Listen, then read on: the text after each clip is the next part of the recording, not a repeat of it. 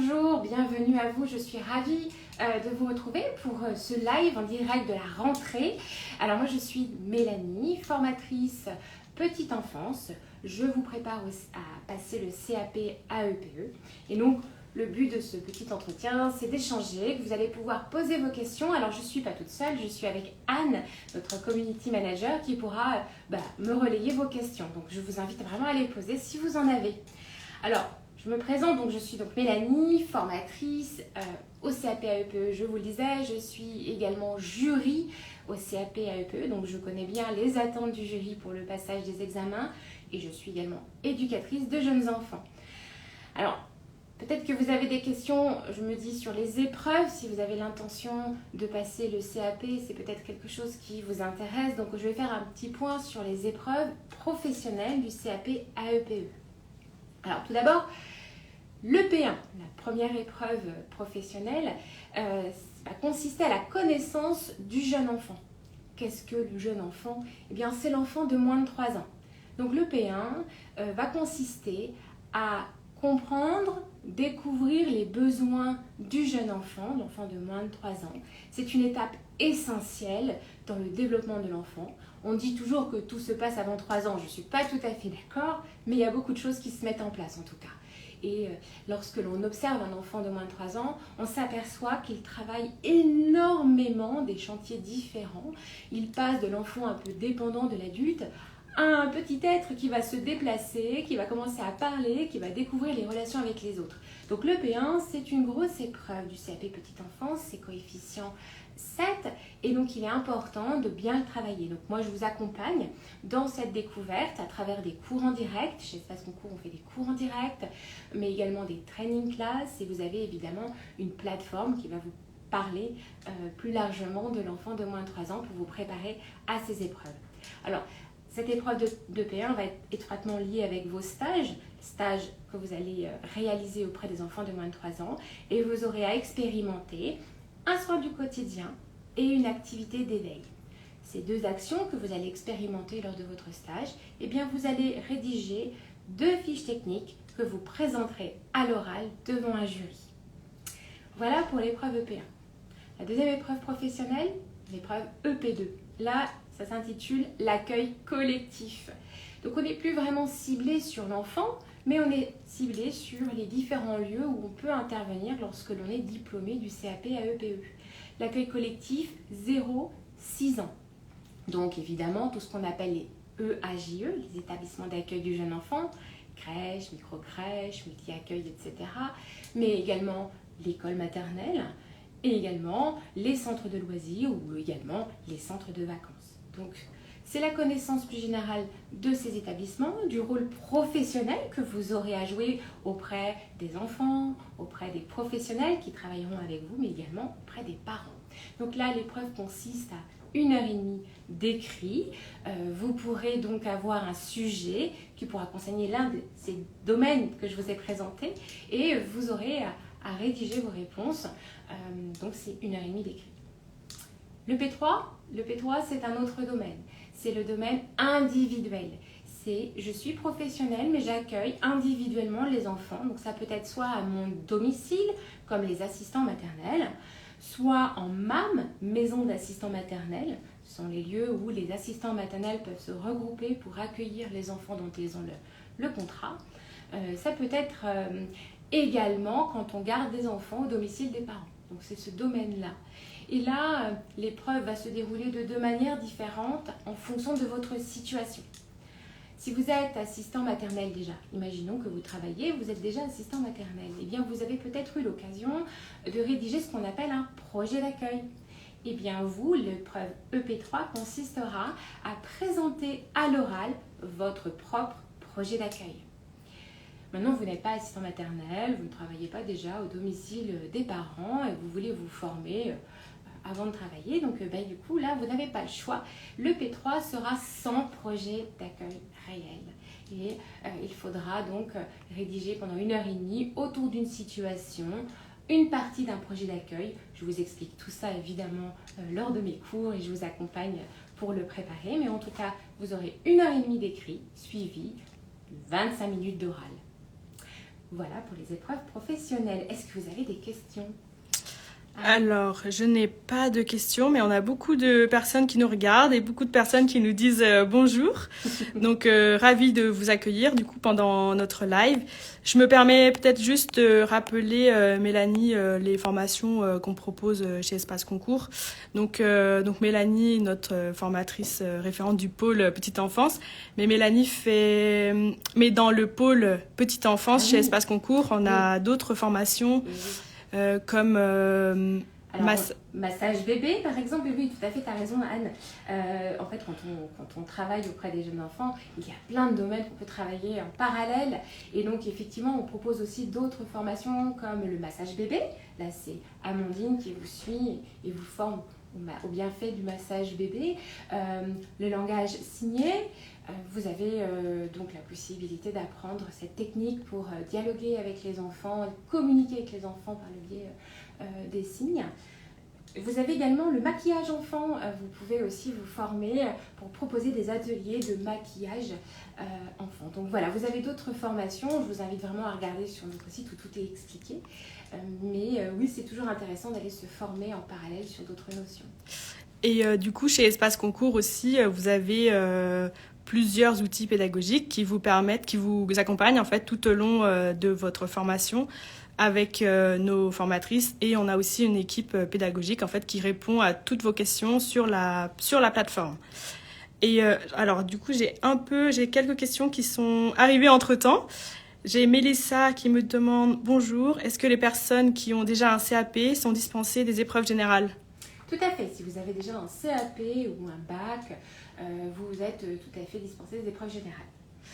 Et alors, Payelila qui me demande si pour l'épreuve EP1, doit-on avoir effectué 2 stages de 7 semaines pour passer les épreuves? Alors, oui, en fait, on parle de pas forcément 2 fois 7 semaines. C'était le cas au tout début de la réforme du CAP. Maintenant, les académies, en tout cas les demandes au niveau des stages, on va parler plutôt de volume horaire. C'est-à-dire 14 semaines, ce qui va correspondre à 448 heures. Donc, il ne faut plus parler en 2 fois 7. C'est 14 semaines qui correspondent à 448 heures. 448 heures, c'est 32 heures la semaine, d'accord? Et la demande, c'est de faire ces 14 semaines dans 2 domaines différents au minimum. Donc, quand on dit 2 domaines différents, ça veut dire par exemple faire un stage par exemple en micro-crèche et faire un stage en école maternelle. Mais là encore une fois, vous n'êtes pas obligé de faire 7 semaines dans une micro-crèche et 7 semaines dans une école maternelle. La demande, c'est de faire au minimum une partie auprès des 0-3 ans pour pouvoir rédiger vos fiches techniques. Vous l'avez bien compris. Donc, ce que je vous conseille, moi, en tant que formatrice, et c'est ce que je conseille à tous mes apprenants que je suis, c'est de ne pas se contenter de 2 semaines auprès des 0-3 ans et de faire le reste en école maternelle. Parce que si vous avez bien compris, le P1, c'est quand même un gros coefficient. Et je vous conseille quand même de consacrer au minimum 4 semaines auprès des 0-3 ans. Après, libre à vous de répartir vos stages comme vous voulez. L'important, c'est de faire 14 semaines à 448 heures. Je me permets juste, Mélanie, de répondre à une question de Safidi qui nous demande est-ce que le maquillage enfant est compris et où on peut trouver le prix. Alors pour avoir toutes les informations, Safidi, sur nos formations, vous pouvez vous rendre directement sur notre site internet qui est en lien dans notre bio de notre page Instagram. Voilà. Du coup, on peut reprendre... Du coup, est-ce qu'il y a d'autres questions? J'espère que j'ai répondu à la question de Mélissa tout à l'heure sur les stages. En tout cas, voilà, je vous conseille d'aller chercher vos stages, de ne pas trop tarder en tout cas, parce qu'il y a quand même un délai pour les effectuer. Donc, c'est important de ne pas trop tarder pour les recherches de stages. On peut commencer à chercher les stages dès maintenant, en fait. Voilà, dès maintenant, le plus tôt possible, dès que vous aurez une convention de stage qui vous sera délivrée par Espace Concours et vous pourrez tout à fait commencer votre stage le plus tôt possible. Alors, j'ai une autre question qui est arrivée entre-temps de Ciara. Bonjour, peut-on faire plus de 14 semaines de stage si on n'attend pas les 448 heures? Alors ça sera sur la page de votre académie. Effectivement, certaines académies demandent 32 heures minimum. Donc si vous devez faire au moins 32 heures, là vous allez faire 14 semaines, ça vous amènera à 448 heures. Certaines autres académies ne demandent pas de minimum, ne donnent pas un minimum d'heures par semaine. Et donc là, ça sera possible dans votre cas. Et à ce moment-là, il faudra prolonger, aller au-delà de 14 semaines pour arriver à un total de 448 heures. Là, c'est important d'aller voir le site de votre académie dans la note au candidat. Et bien sûr, on vous le rappellera sur la plateforme, de bien regarder sur le site de votre académie. Oui, alors oui, on communique beaucoup. Alors vous avez différents moyens de nous poser des questions. On répond en 24 heures à toutes les questions sur la plateforme. Donc c'est moi, formatrice, mais aussi mes autres collègues qui sont formatrices également, qui vous répondons. Mais vous avez aussi la plateforme où on communique beaucoup d'informations. Donc vous ne pourrez pas louper cette information si vous venez vers nous. J'ai quelques questions qui sont arrivées encore entre-temps. Donc Amandine qui nous demande si les stages doivent être terminés pour quelle date ? Alors, moi, en tout cas, en tant que formatrice, je vous conseille avant mi-mars. Pourquoi ? Parce que si vous souhaitez passer les épreuves, votre diplôme en juin 2023, eh bien, l'académie va vous demander l'attestation de fin de stage. Et la plupart des académies le demandent entre mi-mars, mi-avril. Ça va dépendre des académies. Donc, n'ayant pas encore la note au candidat actualisée pour 2023, je vous conseille de projeter vos stages vraiment mi-mars dernier délai pour être tranquille pour l'envoi ensuite de vos attestations. Une autre question de Jen. Bonjour, est-il possible de faire un stage auprès d'une assistante maternelle ? Tout à fait, c'est possible, mais il y a des conditions. Il faut que l'assistant maternel qui va vous accueillir ait son agrément depuis plus de 5 ans, c'est-à-dire avoir son agrément et exercer. Parce qu'on peut avoir son agrément, mais ne pas exercer tout de suite. Donc avoir exercé la profession depuis plus de 5 ans et avoir validé la partie qu'on demande aux assistants maternels, c'est-à-dire le P1 au moins et le P3 du CAP AEPE ou l'enseignement CAP Petite Enfance. J'ai une autre question de Issa. Bonjour, comment se passe pour les conventions ? Donc Mélanie avait un peu déjà répondu à cette question tout à l'heure. Espace Concours vous délivre les conventions de stage. Donc je rappelle juste que la vidéo est disponible en replay, que vous pouvez la revisionner après ce live, disponible sur notre compte Instagram et aussi sur notre compte Facebook. Voilà, donc pour la partie explication des épreuves, on va dire que c'est terminé. Et on a un petit bonus après, à la fin, enfin. Oui, on avait envie, en tout cas j'avais envie de vous présenter une petite activité parce que j'ai beaucoup de questions et je vous forme en fait à animer une activité d'éveil auprès du jeune enfant. Ce qui est important, en tout cas quand on propose une activité, souvent on me pose la question, Mélanie, mais c'est quoi l'activité idéale ? En fait, il n'y a pas d'activité idéale. L'activité idéale, elle va répondre à un besoin. Elle va répondre à un besoin du moment de l'enfant que vous accompagnez ou du petit groupe d'enfants. Et donc, l'activité idéale va répondre au questionnement du moment ou aux besoins. Et là, j'avais envie de vous proposer une petite activité de rentrée, qui est une activité sensorielle, de découverte. Et donc, elle se fait à l'aide de papier. Alors, ça, c'est des petites pochettes de congélation. Je ne sais pas si vous reconnaissez. Je me rapproche. Ah, comme ça va ? Oui. Voilà, bon, je la pose. Oui. Ça sera mieux. Moi, j'ai pris des sacs de congélation zippés. Et évidemment, l'idée, c'est de venir scotcher avec du scotch. Je vais vous montrer après pour bien sécuriser tout ça. Choisissez une pochette plutôt épaisse, pas avec un film trop fin, parce que évidemment, l'enfant va venir à gratter parfois avec ses ongles. Et l'idée, c'est qu'il vienne en fait faire des petites formes, je vais vous montrer, à travers une vitre. Alors ça peut être à travers une vitre, comme je vous l'ai proposé là, mais ça peut être aussi scotché au sol, c'est-à-dire qu'il faudra bien vider l'air, mais l'enfant qui ne marche pas peut tout à fait venir. Là, j'ai mis des graines de cumin avec du colorant alimentaire et de l'eau. Et donc on sent, bon bah vous ne le voyez pas, mais on sent par transparence les petits grains. On peut mettre du sable, on peut mettre, enfin voilà, amusez-vous également à proposer plein de choses à l'enfant. Et là, il y en a une deuxième que j'ai proposée, c'est de la farine avec de la peinture pailletée, du colorant alimentaire. Hein. Donc, vous pouvez tout à fait le proposer au sol, mais également, et comme je vous l'ai montré là, Donc, en transparence sur les vitres. Donc scotchez bien, hein. Alors là moi je l'ai mis là, mais il faut bien scotcher quand même pour s'assurer que ce soit solide.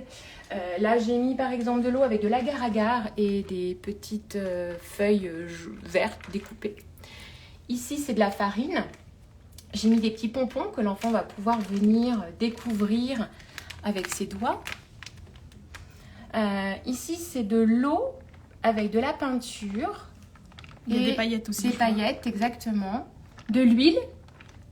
Voilà, ça fait un petit effet de transparence avec la lumière. Bon, aujourd'hui, on n'a pas trop de soleil en Bretagne. Et ici, c'est de la peinture avec de l'huile. Et l'enfant va venir, vous voyez, avec ses doigts, faire des traces. Alors, l'idée, c'est aussi de faire des traces. On vient travailler la trace. C'est important chez le jeune enfant de comprendre la trace. Parce qu'on laisse quelque chose de soi et ça reste. C'est une notion importante qu'on peut travailler avec les enfants de moins de 3 ans.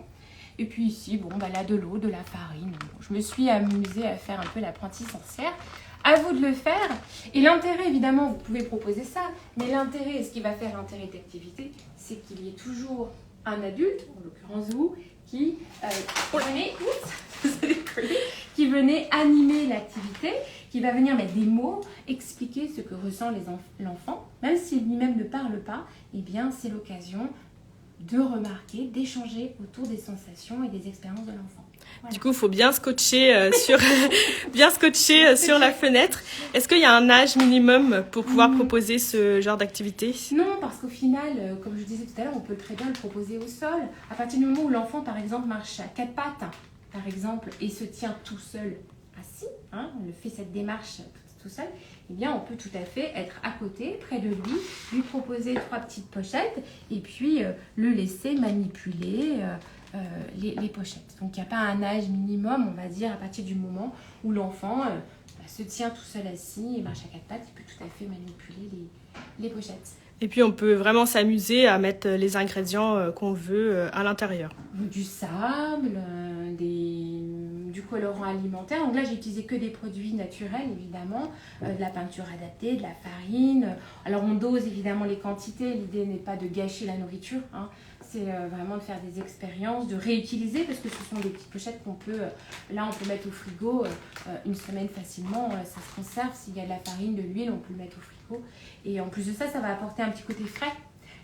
Par exemple, quand il fait chaud, on met les pochettes un petit peu au frais ou au congélateur pour que ça durcisse et les pochettes se refroidissent. Ça peut être une activité qu'on peut aussi proposer dans ces moments-là. Et est-ce que c'est une activité qu'on peut proposer dans les structures comme la crèche, par exemple, ou c'est que des activités pour la maison? Non, c'est tout à fait une activité qu'on peut proposer en crèche. Moi, je l'ai proposée d'ailleurs en tant que professionnelle. Non, l'idée, c'est aussi de vous proposer, et c'est ce que je fais en tant que formatrice, de vous amener à trouver des idées, à trouver des activités qui ne coûtent pas grand-chose, qui ne sont pas mauvaises pour l'environnement et qui peuvent être tout à fait bénéfiques pour les enfants. Donc non, vous pouvez le proposer en crèche. Ce n'est pas que des activités à faire à la maison.